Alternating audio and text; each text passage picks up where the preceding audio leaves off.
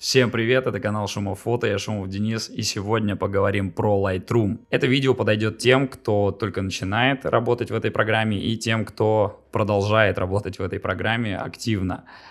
Если вы фотограф, то, на мой взгляд, Lightroom — незаменимая программа для цветокоррекции и легкой ретуши фотографий. Я вам расскажу о том, как эту программу использую я, какие есть фишки, как упростить работу и как сделать ее максимально быстрой в плане пакетной обработки фотографий. Если говорить о репортажной съемке, то, на мой взгляд, Lightroom максимально удобная программа для пакетной обработки и обработки больших объемов фотографий. Прежде чем мы перейдем к разбору Lightroom, предлагаю вам подписаться, поставить колокольчик, чтобы не пропустить видео, и погнали!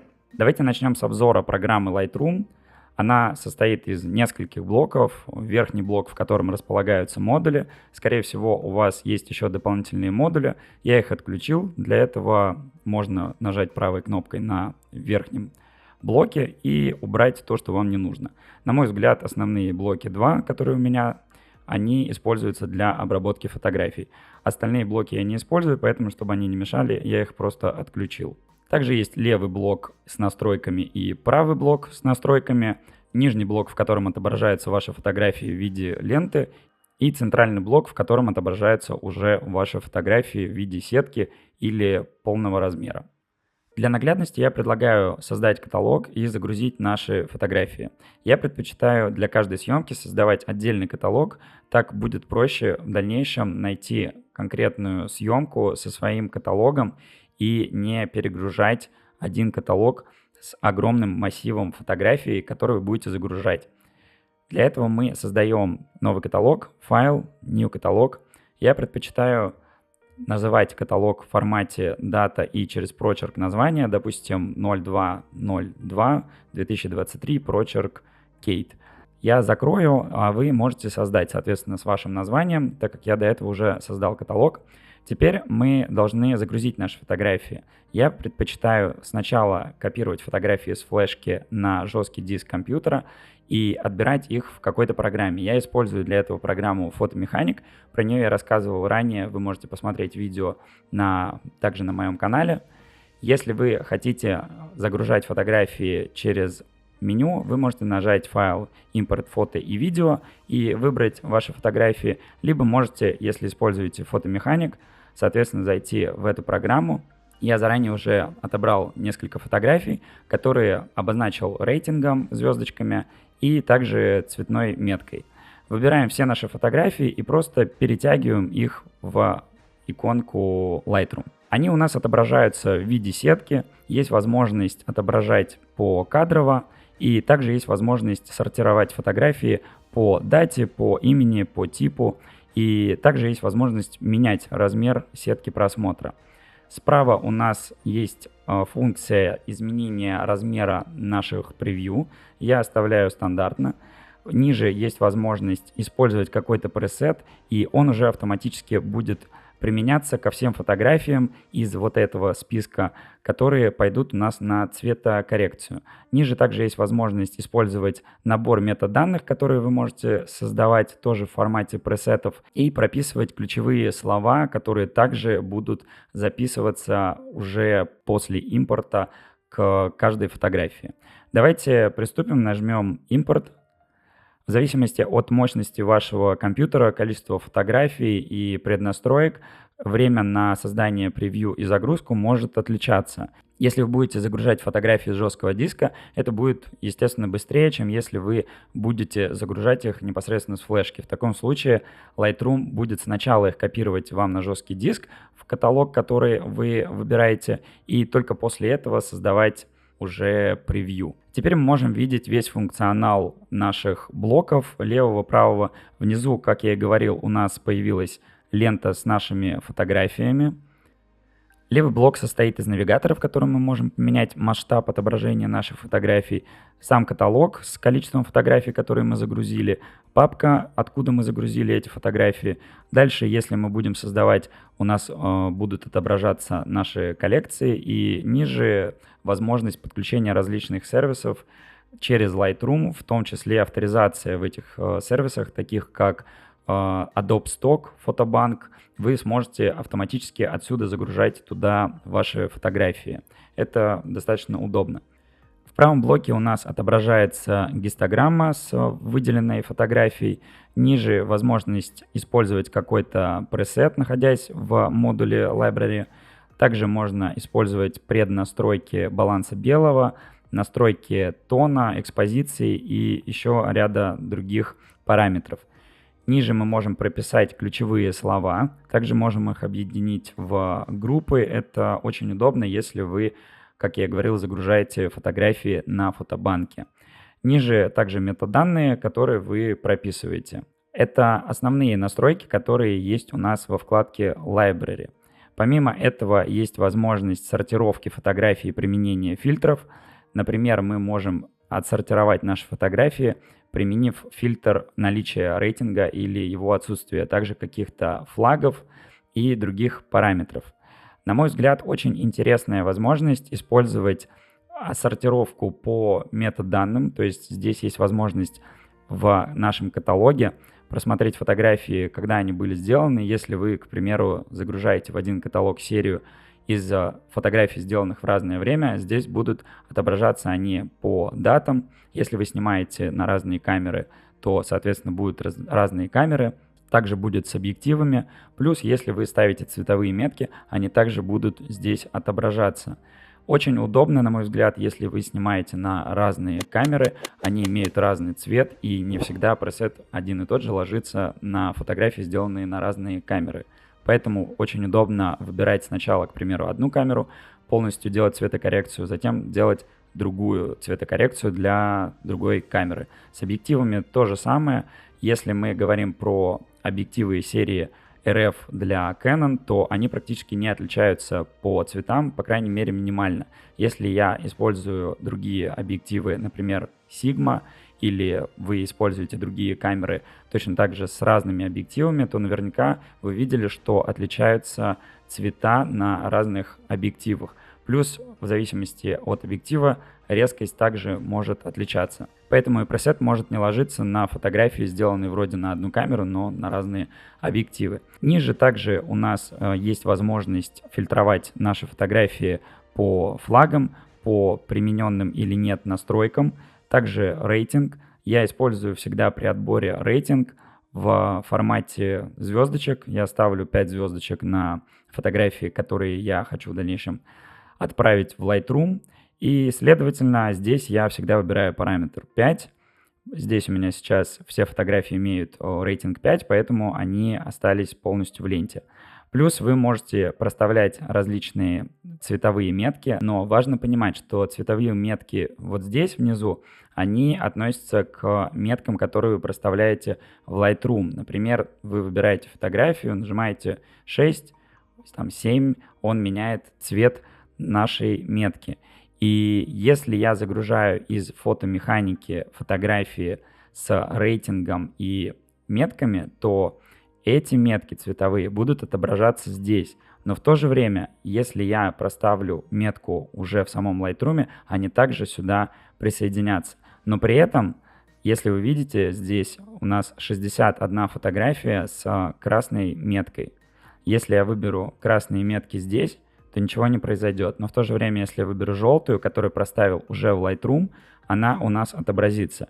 Я не знаю, это является каким-то багом, ошибкой Lightroom, либо это так и было задумано, но вот такой факт. Если вы отобрали фотографии в другой программе, то цветовые метки можете искать в разделе метод данных. Предлагаю теперь перейти в основной модуль, это Develop, в котором, на мой взгляд, происходит самое интересное.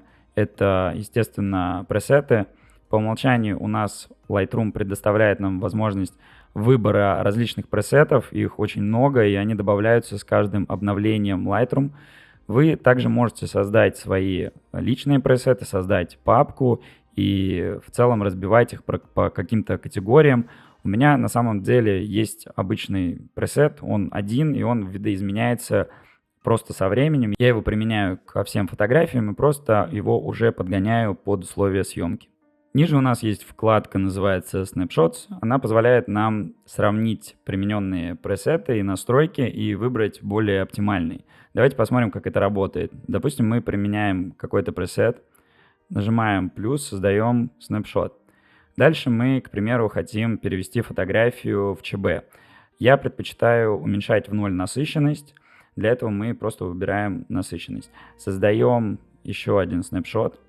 Дальше мы хотим посмотреть, а что будет, если перевести фотографию уже в формате профиля в режим ЧБ. Для этого нужно нажать V как галочку на английской раскладке. Создаем еще один снапшот. В тот момент, когда мы нажимаем V, мы переходим в режим ЧБ, и ряд настроек у нас меняются. Так, например, вкладка с настройками цвета у нас видоизменяется. Если я вернусь обратно в цветовую палитру, соответственно, она превратится уже в более широкий такой спектр настроек. Но об этом поговорим чуть позже. Итак, возвращаясь к снапшотам. У нас появилось 3 опции, между которыми мы можем выбирать. Таким образом, это позволяет нам как-то уже принять решение в плане конечного пресета. Следующая вкладка — это History. Из названия понятно то, что это история примененных всех настроек конкретной фотографии. Следующий параметр — это коллекции. Мы еще не создавали с вами коллекцию, как раз можем вот создать быструю коллекцию. Для этого мы выбираем, к примеру, 5 фотографий, нажимаем на них правой кнопкой Add to Quick Collection. Теперь, чтобы у нас отображались только эти фотографии, в названии файла мы выбираем Quick Collection. Для чего это нужно, спросите вы? Как минимум для одной вещи. Если вы хотите поменять порядок фотографий перед экспортом, и чтобы ваши фотографии в папке отображались в другом порядке, а не в формате сортировки, к примеру, по дате и времени, вам нужно создать Quick Collection, перейти во вкладку Library, и здесь уже вы можете менять их порядок так, как захотите. В дальнейшем вы экспортируете фотографии уже из Quick Collection. Вернемся обратно во все фотографии и перейдем опять во вкладку Develop. Также коллекции удобны для сортировки фотографий в рамках одной съемки и одного каталога по различным параметрам. Это может быть все что угодно, различные фотографы, которые работали вместе с вами, чьи фотографии вы обрабатываете, либо различные модели и другие какие-то опции. Давайте теперь перейдем к самому интересному блоку, правому блоку с настройками цветокоррекции. В верхней части мы видим гистограмму, которая позволяет вам понимать, пересвечен кадр или не пересвечен. Также он дублирует параметры, которые у вас есть во вкладке Basic, экспозиция, Highlights, тени, точки белого, черного. Вы можете, двигая ползунок в гистограмме, менять эти настройки, и вы видите, как они меняются внизу во вкладке Basic. Ниже у нас настройки баланса белого. Можете использовать пипетку по точке белого, черного. Также вы можете использовать уже предложенные Lightroom настройки. Они похожи на настройки, которые есть у вас в фотоаппарате. Ниже уже идет ручная настройка баланса белого и тона, экспозиция, контраст, highlights, все эти параметры. Следующие параметры отвечают за текстуру, за такой контурный контраст, и параметр Dehaze, он позволяет вам избавляться от дымки. Vibrance и Saturation работают по-разному. Saturation изменяет общую насыщенность, которая также у нас меняется поканально во вкладке с цветами. Но Vibrance, он, на мой взгляд, работает более мягко, и им интересно корректировать цвет кожи. То есть мы можем прибавить немножко Vibrance и в то же время убрать Saturation. Я предпочитаю немножко поднимать Vibrance и оставлять Saturation здесь в 0, но менять его уже поканально для каждого цвета. Ниже представлена вкладка с кривыми, в которой вы также можете дублировать настройки, которые представлены во вкладке Basic.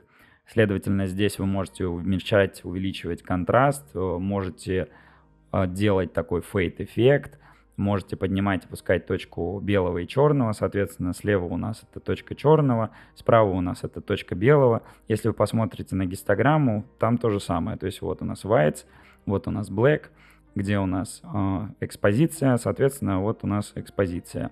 Где у нас highlights? Highlights у нас вот где-то вот здесь. Поэтому это все параметры взаимозаменяемые и взаимодополняемые. Вы можете также использовать настройки контраста, которые предлагает Lightroom, но, на мой взгляд, важно какой-то сочетать баланс, потому что если вы добавите контраст и здесь, и добавите еще его вот здесь, то будет такая пережженная, некрасивая фотография. Скажу один лайфхак: для того, чтобы уменьшить вот эту вот пережженность фотографии, обычно убирают насыщенность, и фотография становится чуть мягче по цвету, но при этом она не становится мягче по контуру. Для этого мы можем также немножко уменьшать clarity, можем немножко уменьшать текстуру, и получается такой какой-то своеобразный околопленочный, назовем так, эффект. Но это все баловство, я сам этим не пользуюсь, но вы можете попробовать поиграться, и, может быть, у вас получится какой-то классный пресет. Вернемся к базовым настройкам, и в кривых также есть возможность тонировать фотографии. В зависимости от канала у вас используются различные цвета. То есть, к примеру, переходя в красный канал, поднимая, опуская кривую в whites и в black, вы можете менять тон фотографии. Следующая вкладка, она отвечает за коррекцию поканально цветов. Она делится на 3 параметра. Это насыщенность, это оттенок и глубина цвета. Обычно я корректирую цвета локально и в основном уменьшаю паразитные цвета. Это чаще всего желтый, это аква, синего немножко, пурпурный, маджента. Но, конечно же, это все зависит от цвета в конкретном кадре, поэтому уже со временем вы вырабатываете какую-то насмотренность и пытаетесь добиваться вот этого самого чистого цвета. Основные 2 цвета — это Red и Orange, они отвечают за скинтон. На мой взгляд, скинтон — это то, от чего стоит отталкиваться в плане обработки фотографий, потому что если вы сделаете, к примеру, красивую зелень, красивый песок, но при этом у вас будет некрасивый скинтон, вряд ли ваша фотография понравится модели. Раздел Hue отвечает у нас за тон, соответственно, вы можете менять, опять же, поканально, если видите, что у вас фотография больше в красный уходит, можете немножко его сделать в желтый. Также то же самое можно добиться, если вы изменяете немного тинт в вкладке Basic. Вообще, многие камеры, они грешат тем, что дают такой определенный цветовой тон, и фотография получается не чистая по цвету. Важно понять, какие цвета преобладают у вас в исходнике, и корректировать их каждый раз. Например, для камеры Canon R6 я точно знаю, что мне нужно вот по умолчанию в автоматическом режиме тинт уменьшать на 6 пунктов. Где-то больше, если есть, к примеру, какой-то розовый свет, который светит на съемке с какого-то фонаря. Там, естественно, уже этот параметр меняется на другие значения. Следующий параметр — это luminance, глубина, то есть здесь вы можете высветлять или затемнять, делать более глубоким цвета. Обычно этот параметр я использую для изменения, опять же, скинтона, корректирую красный и оранж, но это все зависит от конкретной фотографии и ситуации, потому что если вы, к примеру, будете поднимать оранж, соответственно, загар, которого добивался человек на фотографии долгое время, он будет уходить. То есть если вы будете уводить в минус, но нужно делать это аккуратно, то загар будет более так плотно ложиться, скажем так. Следующий параметр, следующая вкладка — это цветовые градиенты. По сути, это тонирование фотографии, которое разделено на тонирование в тенях, в хайлайтах и в средних тонах. То есть вы можете также менять баланс, можете менять цветовые какие-то решения и добиваться интересных эффектов. Попробуйте, поэкспериментируйте, но если вы хотите чистый цвет получить, то, соответственно, тонировка вам будет не нужна для этого. Достаточно использовать какие-то параметры вот из вкладки Basic, и в основном это баланс белого, и, конечно же, это правильные исходные значения, правильные исходные фотографии в плане света и цвета. Следующая вкладка — это детали. Здесь мы можем менять резкость нашей фотографии. Можем использовать шумодав, если мы снимали при высоких ISO. Также нижние параметры, они отвечают за избавление от цветового цифрового шума. Обычно его на современных камерах нет, но вы можете также поэкспериментировать, посмотреть. Дальше у нас вкладка Lens Correction, в которой у нас есть возможность автоматически убирать хроматические аберрации и редактировать настройки нашего объектива. Lightroom, если вы его постоянно обновляете, подгружает вот эти все профили самых последних объективов и автоматически их распознает, уже корректируя фотографии в этой вкладке. Если вы хотите вручную изменить эти настройки, переходите в мануал, и здесь у вас есть возможность также менять настройки вашей фотографии, менять виньетку, если вы хотите скорректировать то, что представил Lightroom. Следующая вкладка — это трансформация кадра. Она в основном используется мной для коррекции перспективы кадра при съемке какого-то декора или архитектуры, в основном для этих целей. Кстати, формат автокоррекции достаточно хорошо это делает, и не всегда нужно даже что-то там вручную поправлять. Следующая вкладка — это эффекты.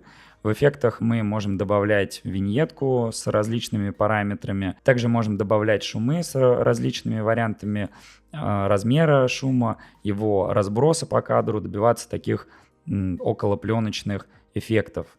Следующий параметр — Calibration. На мой взгляд, Lightroom предоставляет отличные цветовые профили, которые отображаются вот здесь, камера стандарт. Можете посмотреть другие варианты, которые предлагает Lightroom. На мой взгляд, нужно использовать формат камера стандарт, так как он прорисовывает более такую глубокую картинку, более-менее адаптированную под то, что вы видите у себя на экране в фотоаппарате. И если вы хотите менять уже настройки в Calibration, то нужно четко понимать, что вы делаете, какого эффекта добиваетесь, потому что в начале своего творческого пути я очень любил крутить здесь все эти ползунки, и по факту получалось так себе история. Это основные параметры, которые используются для цветокоррекции. Также, как я и говорил, вы можете перевести фотографию в режим ЧБ и здесь уже поменять более поканально, локально цвета. Можете сделать авто, можете применить какие-то свои настройки. Вернемся к цвету. Следующее, о чем хочу рассказать, это вот эта вот панель интересная, в которой мы можем делать локальную цветокоррекцию. Например, мы можем применять по маске локальную коррекцию кистью. Для чего это нужно? Выбираем кисть, например, создаем такую маску на лице и можем немножко высветлить, к примеру. Это чаще всего я делаю на каких-то съемках для того, чтобы создать такой вот более акцент на человеке. Следующий параметр, который я также часто использую, если, к примеру, я понимаю, что чуть-чуть хочу высветлить ноги, либо я их не досветил во время съемки, я создаю линейный градиент и также по маске высветляю вот этот участок фотографии.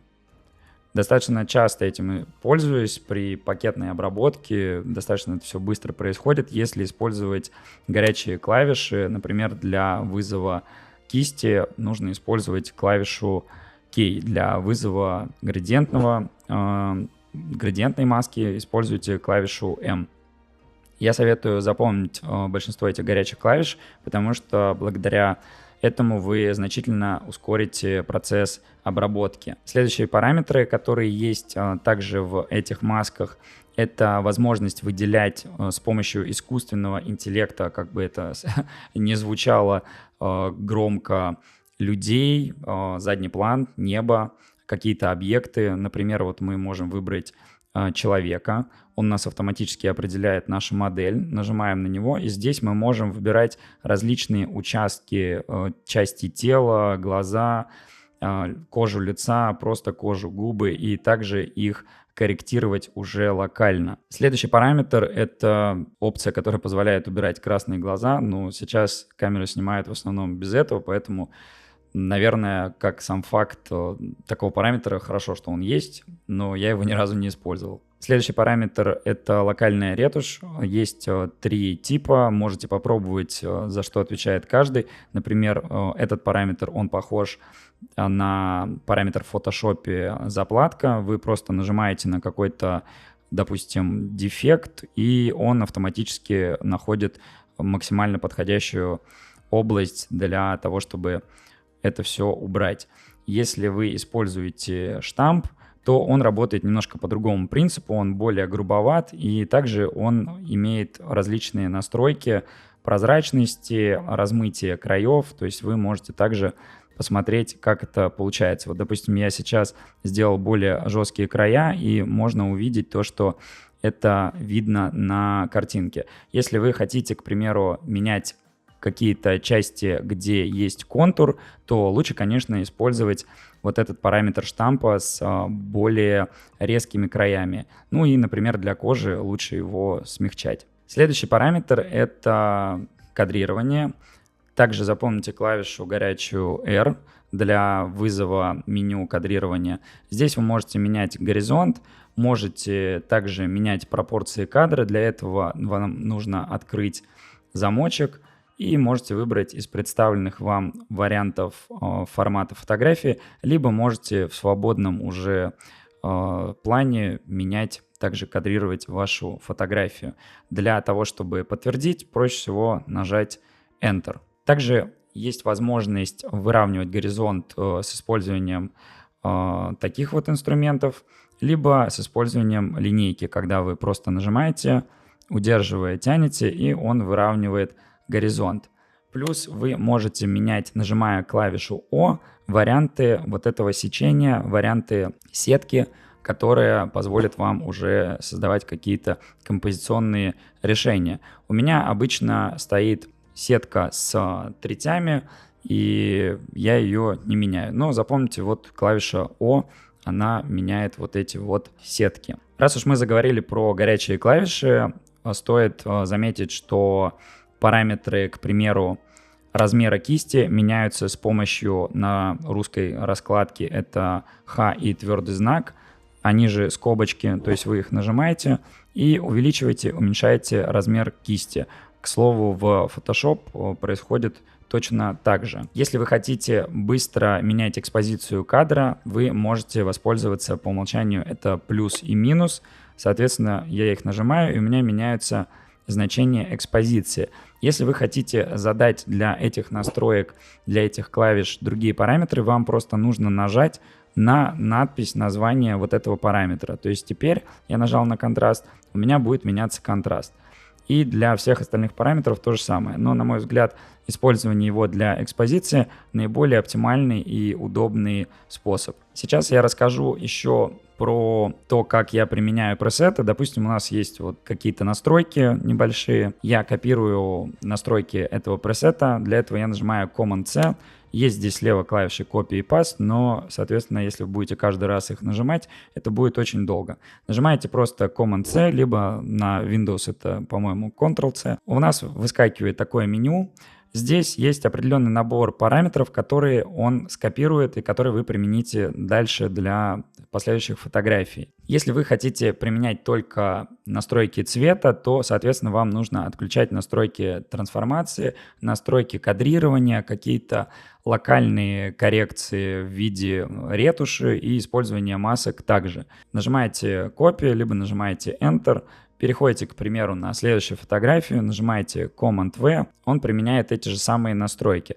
Вы видите то, что я скопировал настройки виньетки в Lens Correction, и он ее также применил. Для того, чтобы этого не было, мне нужно было убрать вот эту галочку. К примеру, если вы хотите применить этот пресет ко всем фотографиям, то вы, находясь на фотографии с этим пресетом, выбираете все фотографии. Для этого нажимаете Command-A. Он выбирает все фотографии. Если вам совсем не хочется нажимать горячие клавиши, можете выбрать в меню Edit и Select All. Как видите, параметр Command-A здесь также прописан, и, в принципе, прописаны практически все горячие клавиши, поэтому запоминайте их и используйте. Итак, мы выбрали все наши фотографии, теперь нам нужно их синхронизировать. Для этого мы нажимаем клавишу Sync, и здесь выбираем параметры, которые хотим применить ко всем фотографиям. Например, нажимаем «Синхронизировать», и мы видим то, что у нас появились значки внизу. Они означают то, что к фотографии применялись какие-то изменения или пресеты. Допустим, мы в процессе обработки понимаем то, что какие-то фотографии нам не нужны. Я очень люблю за это рейтинг как раз. То есть если у меня сейчас все фотографии с рейтингом 5, достаточно нажать клавишу 4, и эта фотография будет убираться из коллекции, если включен параметр отображения по рейтингу. То есть вот я нажимаю, и у меня эти фотографии будут убираться из подборки. Они не уходят, они не удаляются полностью из каталога. Вы их всегда можете вернуть. Для этого просто меняйте значение рейтинга. Также, если вы хотите использовать какую-то коррекцию, например, в другой программе или в Photoshop, вы нажимаете на фотографию правой кнопкой, выбираете Edit In и, допустим, выбираете Photoshop. Здесь же вы можете проставлять флаги, проставлять рейтинг и цветовые метки. Также хочется упомянуть про возможность скрывать различные блоки и тем самым увеличивать область рабочего поля. То есть вы можете убрать то, что вам не нужно. Обычно, если я обрабатываю фотографии на MacBook, если он, к примеру, 13 дюймов, то это отличная возможность визуально увеличить наше рабочее поле. Если, к примеру, вы не понимаете, пересвечена фотография или нет, и как она будет выглядеть на других каких-то ресурсах, допустим, на сайте, если у вас черный фон, вы можете нажать клавишу L на английской раскладке, и у вас будет меняться режим отображения. Соответственно, это помогает визуально лучше воспринимать картинку и делать более качественную цветокоррекцию. После того, как мы проделали все манипуляции с нашими фотографиями, мы выбираем их все, нажимаем Command-A. Дальше нам нужно их экспортировать. Для этого мы нажимаем Shift-Command-I, и у нас появляется окно экспорта. Также мы можем это сделать через меню «Файл», «Экспорт». Что мы видим здесь?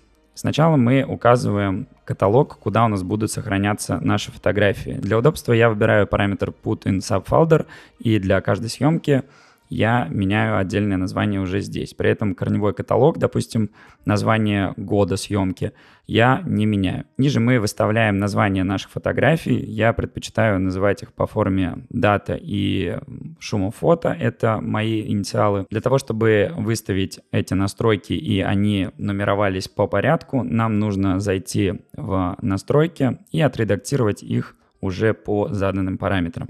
Дальше у нас идут параметры типа файлов. Я выбираю JPEG, Quality качество оставляю 100, цветовое пространство sRGB. Ниже у нас размер изображения. У меня он стоит по длинной стороне 4000 пикселей. И галочка, чтобы не увеличивать изображение в случае, если исходная картинка будет ниже заданного значения. Следующий параметр — это увеличение резкости для определенных задач. То есть если мы хотим использовать на экранах нашу картинку, смартфоны, телефоны и прочие какие-то экраны, то выбираем screen. Если мы хотим печатать, выбираем соответствующий тип матовой или глянцевой бумаги и задаем значение. У меня оно стоит стандарт. Соответственно, я выбираю экраны, потому что в большинстве своем у нас используются фотографии в различных соцсетях, и до печати редко доходит дело. Но даже если вы захотите напечатать фотографии, этот параметр особо не скажется на качестве.